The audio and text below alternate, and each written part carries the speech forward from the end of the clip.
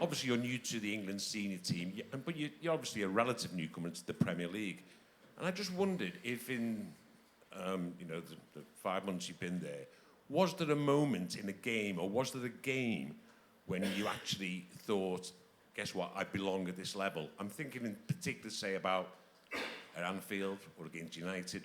One of those games where you thought, I belong here at the very highest level.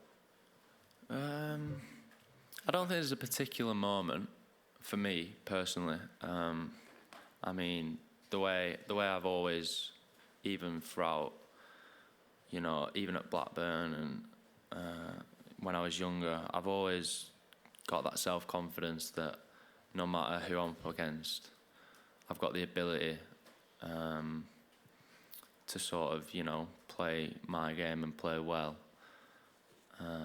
So, yeah, I never really thought I wouldn't be able to cope. But, yeah, I think playing against the top teams definitely helps the confidence. And, yeah, I think once you played against them sort of teams, then you definitely know you can. It's not more of, I think I can, because I'm confident. It's more of, I've played at that level and I've done it, so, I know I can compete at that level. Adam, what was your first memories of an international or an England tournament?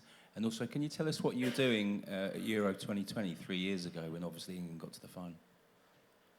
My first England memory would probably be the 2010 World Cup, I think. England versus Germany. I think that's the earliest I can remember, with like the collared shirt, red number on the front. That's the first thing that I can remember. And then for the Euros 2020, for the final, I was staying in digs at Blackburn, and there's like a hotel sort of bar place just around the corner. So a few of the lads, they had like a tent up. So yeah, we were in there cheering the lads on.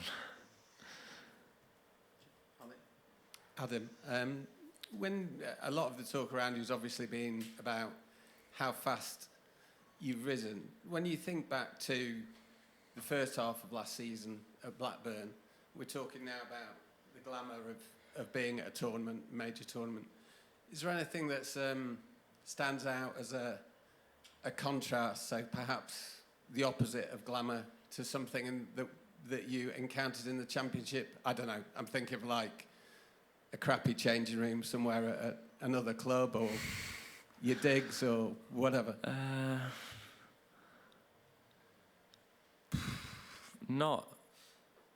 There's nothing that springs to mind, but I think that's just how I sort of got into football.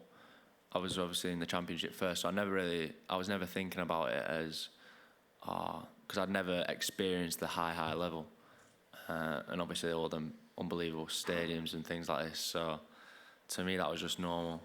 And yeah, it doesn't really bother me too much, as long as everything goes well on the field. It doesn't matter. What were last thing, what were your digs like? It's just, to be honest, the first year I wasn't in digs, my first year scholar, because you're only allowed one in a room because of COVID. And then second year it's just playing room, 2 beds, a desk, and that was about it really, just entertain yourselves. Hi Adam. You mentioned your brother. I mean, your brother Scott's a talented player himself, hasn't he? But he's had a few challenges in his journey. He's played for Blackburn like yourself, had injuries, ups and downs. I just wondered what you'd taken from that, how he's helped you, and how, I guess, watching the challenges that a career can have has also helped you close hand. I think that's a massive advantage that I've been able to have to help me transition into first team football. He had maybe 4 loans, I think, before he got his chance. at Blackburn. So he was in League Two for about 4 seasons, got promoted a few times, and yeah, it definitely gives me a sort of reality check as I was coming up. Like, fortunately enough, I never had to go on loan, but a lot of players have to do that, and it's sort of, I obviously watched a lot of his games in League Two, and it's a completely different game, a lot more physical. So I was always sort of ready for that. And then obviously getting advice off him as I was transitioning, even training, it made it a lot easier that I had that brother. Obviously, like I said, I'm not the most outgoing guy, bit of a loner. So to have him there definitely made it easier for me to transition into first team football. Okay, 2 to finish. Mike, then Dave. Did you mention that you weren't always in the Blackburn Academy team? Yeah, my first year scholar. So obviously after 16s, it's under 18s. So my first year in the under 18s, I had an injury to start the season, which wasn't ideal. And then when I got back from the injury, struggled to get into the team a lot. Probably played like 2-3 90 minutes, and then got injured for the rest of the season again. So to go a whole season without really playing many 90 minutes was tough. But that's part of football. Like, nobody's journey is going to be smooth sailing.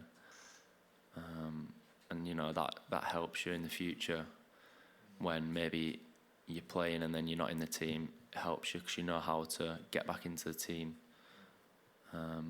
So yeah, that's just part of football. And yeah, you can look back at it and laugh now, but obviously at the moment it's very difficult. When you weren't in, you said you struggled to get in the team. Was it the type of player you were, or was it just purely the injury? I'd say it was just the type of player I was.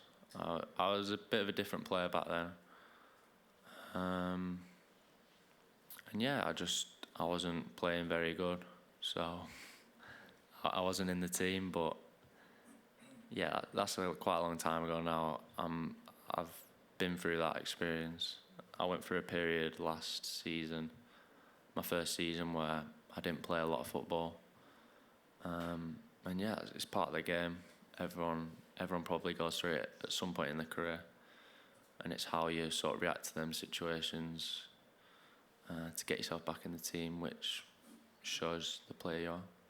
Okay, we'll finish with Dave. Hi there. Adam, just following on from that, I suppose, can you go back to your Palace debut against Brighton, which was obviously not a great night for the club, and I think there was a mistake that you made, but everyone was very impressed with the way you managed to almost just flick a switch and just move on from that straight away. Can you talk a little bit about your thoughts and the way you sort of moved on from that?